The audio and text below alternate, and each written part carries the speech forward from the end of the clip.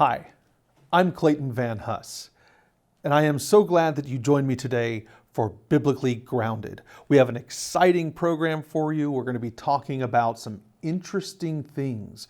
We're going to be talking about a site that has some biblical instances where we read about it in the Bible, but it's not a site that a whole lot of people remember the name of. We go through it and we don't really see the biblical importance of the site. But I do want to share with you something very interesting that I think is related to the site. I have here in my hands an artifact, a small artifact. It's just a very nondescript chunk of rock. So how is this an important artifact that relates to the site of Shechem? Well, first of all, this artifact came from the area of Shechem, the site of Shechem. Today, it is a site called Tel Balata.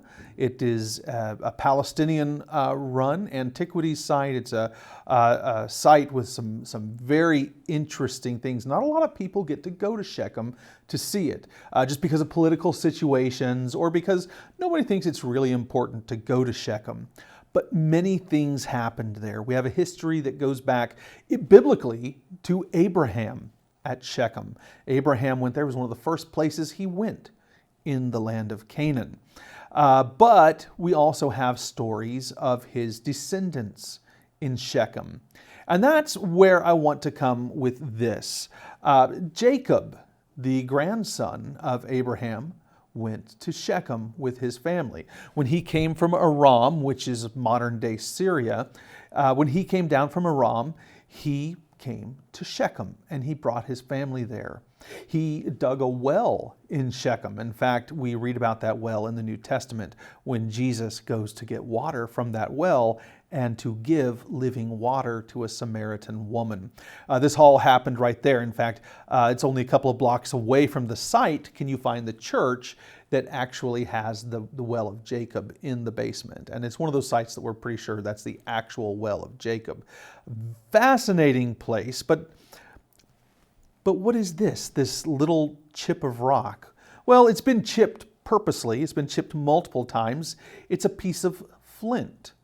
Now, as we dig in the land of the Bible, we oftentimes come across flint blades. Now, this is a time when they have metal, they have copper and bronze, they have other metals that they could make blades out of. So why do they use flints? Well, flint is readily available in the land, and flint is easy to work. You can chip at it, and if you become good at it, you can shape a pretty decent blade. And flint blades were used for a number of purposes. One of the most common is to be used as a sickle. We think of today, a sickle is a metal blade with a handle, and the blade comes around kind of a crescent shape like a moon, and we cut down weeds or we cut down grain with it, and we harvest, and that's a sickle. It's a small handheld item. Now, at the time of the Bible, metal was important, and so they would oftentimes make blades out of flint. And these blades, they would slide into a grooved piece of wood or bone even to put in these bits of flint blade. And sometimes they would use something like tar, like an asphalt or a pitch, bitumen, to lock these blades into place along the curve of the stick or the curve of the bone. Now, I am working on an idea, on a theory, that the jawbone of Samson may well have been a sickle. It may have been lined on the inside with blades because these sorts of things did exist. It's a pretty agrarian type of story, a lot of things going on in the fields with Samson, but I digress. Our story and this blade, it reminds me of Genesis chapter 34. And in Genesis chapter 34, Jacob is living outside of Shechem with his sons and his daughters and with all of their servants and their flocks and their herds.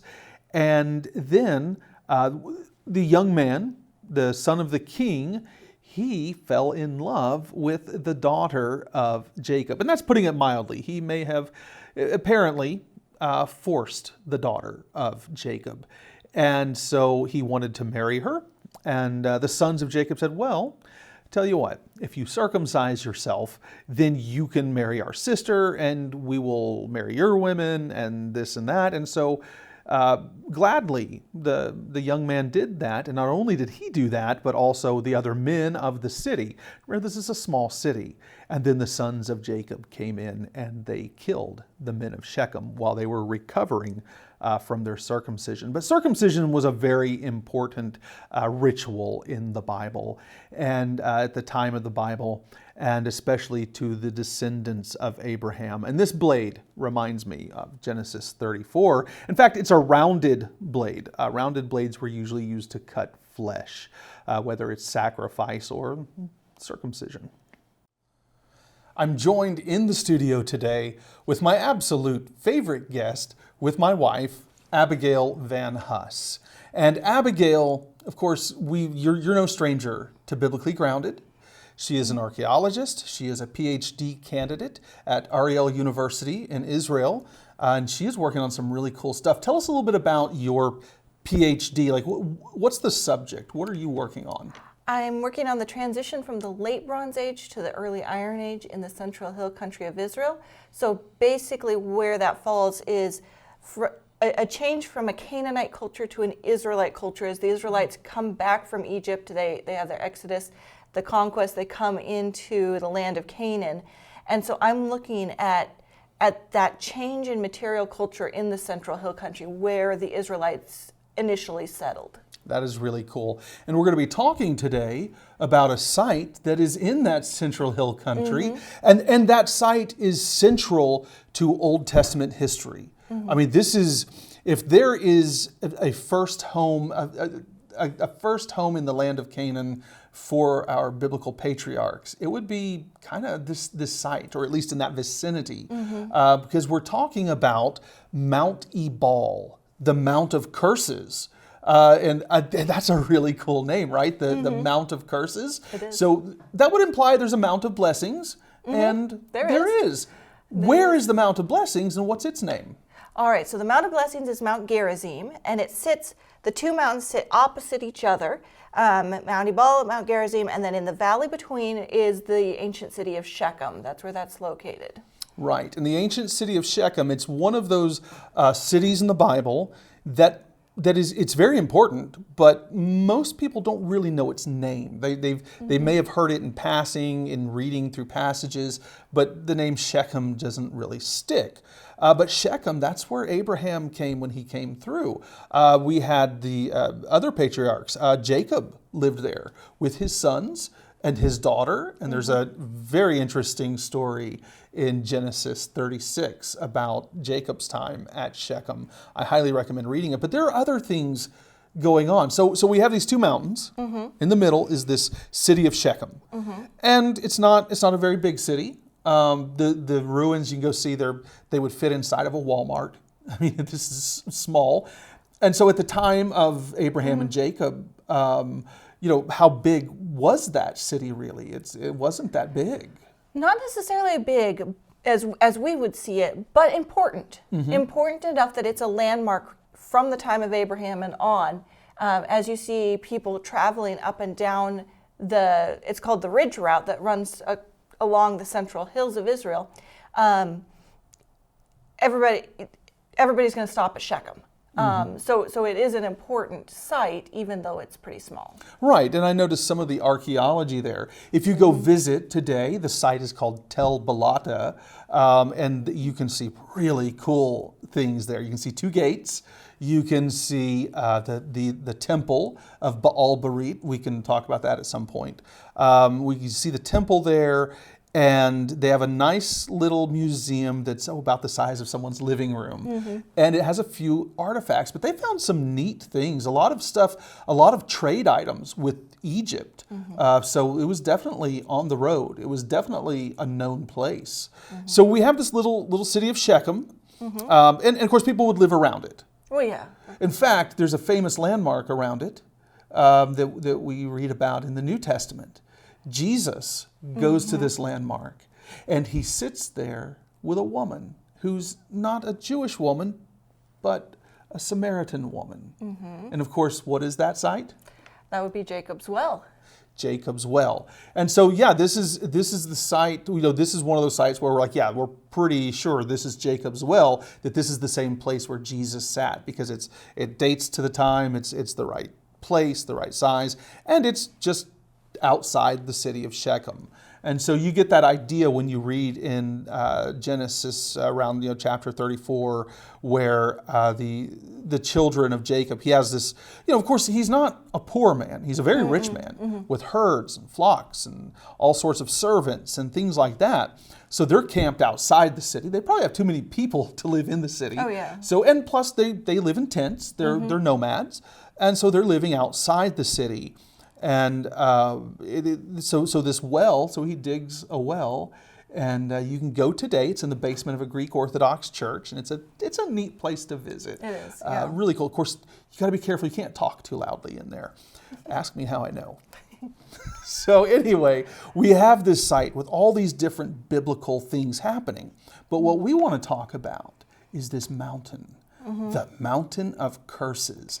And you have experience there, so this is exciting. Yeah. So the whole thing with the blessings and curses first is this is a ceremony that the Israelites did. Half of them stood on Mount Gerizim, half of them stood on Mount Ebal, and they shouted back and forth. The ones on Mount Gerizim were shouting the blessings that God would give them if they obey Him and serve Him. The people on Mount Ebal are shouting the curses that will befall them if they disobey God. And so really what this is a covenant ceremony. They've come into this new land that's going to be their homeland. Yeah, let's talk about the time frame. Yeah. Right? So Moses, before he died, he was not allowed to enter the promised land, but he told them, when you go, you will go to this site, to these two mountains, and do this. Right. So these are the Israelites. They have come in, they have conquered Jericho. They have finally defeated the city of Ai, and they go on to Shechem, and they set up this ceremony. So we have the city of Shechem, Mount Ebal, Mount Gerizim, and in the city of Shechem, we picture the Levites, the Ark of the Covenant. They are renewing their covenant with God. So they are shouting curses from Mount Ebal. Cursed is the man who dishonors his parents. Mount Gerizim, blessed is the man who honors his parents.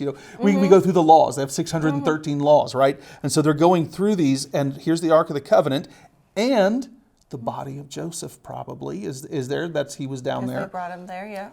Right, because the book of Genesis, chapter 50, it ends with these words, in a coffin in Egypt. And that's talking about Joseph That's when he right. dies, that he's buried in Egypt. He's embalmed, he's mummified, he's put in a coffin in Egypt, and then they bring his bones. He made them promise, bring my bones into the land, and they do. So here's the body of Joseph, here's the Ark of the Covenant, and these curses and these blessings over top. And they are laying out before God, we will honor you, we will obey you. And so this is, Joshua is there. This is the beginning. This is the kernel of the nation, really, of Israel, because now the conquest is beginning, and they are going in to take their lands. And it's no longer just a bunch of people wandering in the wilderness, a bunch of tribes. Now they're coming into their land. So, all right, I've stolen a lot of your time.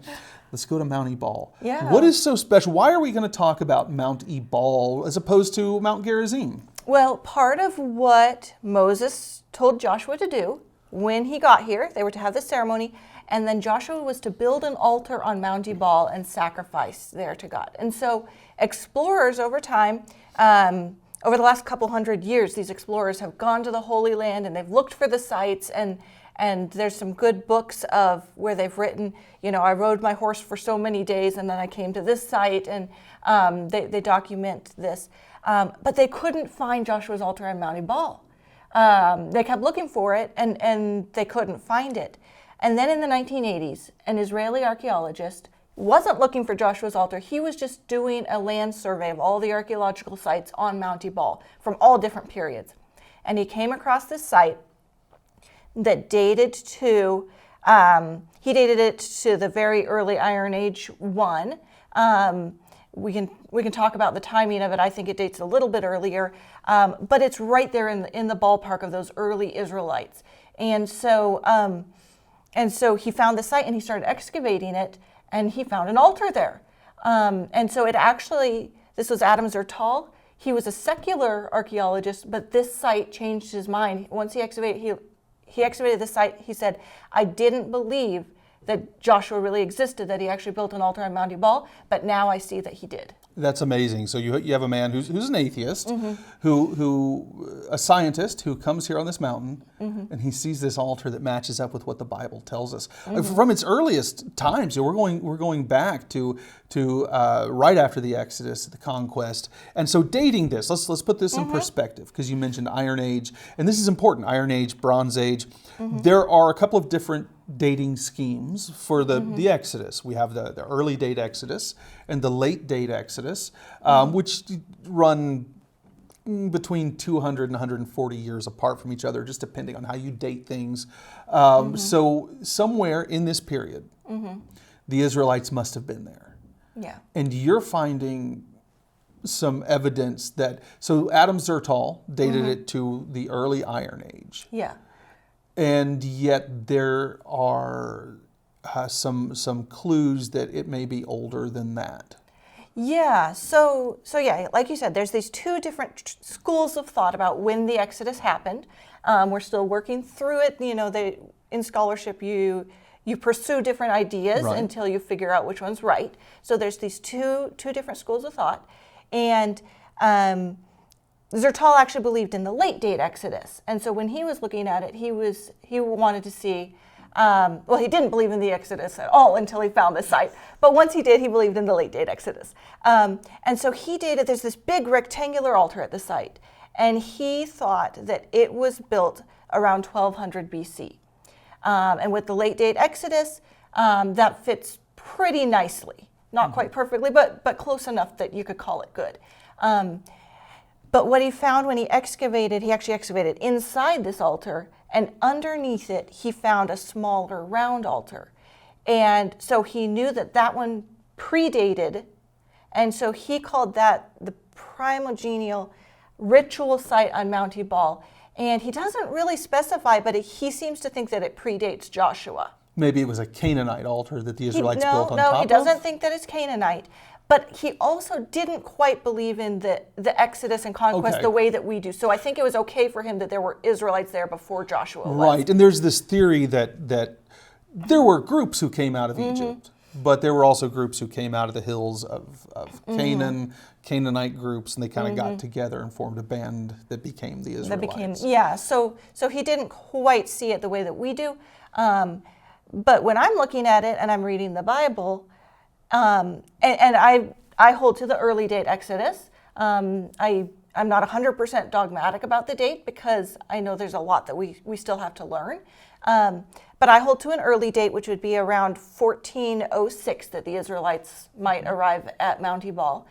And so I wanted to see whether Mount Ebal, the altar site that Adam Zertal excavated, does this work with the early date Exodus? Because that's a big thing. If it doesn't work, then either it can't be Joshua's altar or the early date Exodus can't be quite right. Right, one or the other. And so I actually did my master's thesis on this, and that was my question. Does this site qualify as Joshua's altar from the Bible? And so I was looking at that earlier round altar because I knew that the big rectangular altar, that one was later than the date that I was looking at from the early date Exodus. But could that small round altar, could it date to the time of Joshua if the early date is correct? And looking at the pottery that he excavated and the finds, the scarabs, everything he excavated, I concluded that it does date to that early. So the way I would see it is that Joshua built the smaller round altar, but the Israelites kept honoring that site. The Bible doesn't necessarily say that they went back there, but the Bible, there's a lot of things the Bible doesn't say that happened. And so later on, they built the big rectangular altar to commemorate it. And then when that went out of use, the whole site was covered with a pile of stones, which is a respectful way to end the life of a holy site. Yes, and you read about this many times, especially in Joshua, where they would pile stones on something, and they would say something like, when your children ask, what are those stones? What does this mean? Then you can tell them, this is what the Lord did here. And so this is the sort of thing they've done. So they have a little round altar that's an original, and then they build on top of that a larger square altar with the ramp. I mean, it's a classic Israelite altar. Yeah. And then when they're done with that, they cover the whole thing in a pile of stones. So you have this cairn, this mound of stones here on the mountainside that protect this sacred spot and that commemorate it, so that the children in the future can say, what is that sign? And then you contrast that with the way that you would do with a religious site if you weren't of that religion. So think about Hezekiah and his reforms, and Josiah and his, where they destroy it, they break it, they turn it to powder, they build a toilet on it, right? Yes. So these two different ways of when a religious site goes out of use. If you're respecting it, you cover it with, you basically bury it. You give it a respectful burial. Otherwise, you're going to destroy it and desecrate it. Okay, so now we have the city of Shechem. We have Mount Gerizim, the mountain of blessings. We have Mount Ebal, the mountain of curses. On this mountain, we found the altar, an altar. Inside that altar is another altar. This is like Russian nesting dolls, right? Right. And so we've got this little altar, this big altar. We find material culture, pottery, scarabs, things that tend to say, yeah, okay, this site was in use in the early Iron Age, but it appears to also date older. We have some late bronze artifacts in this site. And I think we're going to talk about that. We're going to really get into the altar in our next episode. But now we have the stage set. We've got the altar. We've got the mountain of curses. I mean, how cool is that to have a title like that? Yeah. And I'm excited to talk to you about this and see exactly what we've got here. Yeah. So next week, we're going to really get into what was found in this altar and what the implications are. I'm excited about it. Thank you, Abigail. Thank you, Clayton. That, to me, was a fascinating interview, and I cannot wait to share the rest of the interview with you in next week's episode. Now, we started off today talking about an artifact that has to do with the site of Shechem, just below the mountain from Mount Ebal. And we were talking about Genesis 34 and the incident of the daughter of Jacob, Dinah, with her brothers and with the men of the city and what happened there. And we were talking about circumcision being an important ritual for the Jewish people and the descendants of Abraham. And of course, that goes back to Abraham's covenant with God. In Genesis chapter 17, Abraham makes a covenant with God. God makes a covenant with Abraham. And as a sign of the covenant, an outward sign, God told Abraham that he and his descendants were to be circumcised from that point on. And so throughout the Bible, we see it. We see when the Israelites wandered in the wilderness and they were not circumcised in the wilderness, before they entered the land, they were circumcised. Now, there is a tradition that holds that all of the blades that were used in that ritual circumcision before entering the land of Canaan were buried in the tomb with Joshua. Whether that's true or not, we don't know. That's not recorded in the Bible. It is a tradition. But the Bible does have some things to say about circumcision. Circumcision, of course, is an outward sign. It is a modification of the body, if we want to put it mildly. But what we see in the Bible, we see that in the book of Deuteronomy, which is reflected in the book of Romans, but in Deuteronomy, God tells the people to circumcise their hearts. And in the book of Romans, Paul reflects the same thing, that outward circumcision does not do us as believers in Christ any good. We are not under that law. We are rather to be circumcised in our hearts, to cut away all of the superfluous, just fleshly desires and ideas and things that are floating around in our heads.